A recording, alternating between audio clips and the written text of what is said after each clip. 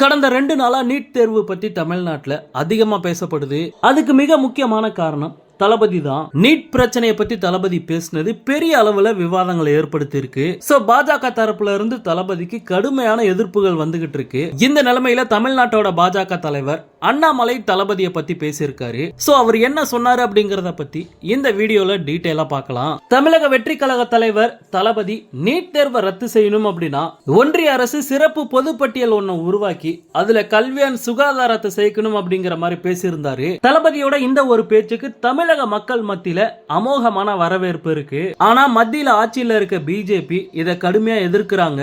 இந்த நிலைமையில தமிழ்நாட்டோட பிஜேபி தலைவர் அண்ணாமலை என்ன சொல்லியிருக்காரு அப்படின்னா, ஆதாரத்தின் அடிப்படையில தான் நாங்க நீட் தேர்வை ஆதரிக்கிறோம். தமிழ்நாட்டுல இதுவரைக்கும் எத்தனை பேர் நீட் தேர்வால பயனடைஞ்சிருக்காங்க அப்படிங்கறத வெள்ளை அறிக்கை மூலமா தமிழக அரசு வெளியிடணும். விஜய் அவரோட கருத்தை பதிவு செஞ்சிருக்காரு.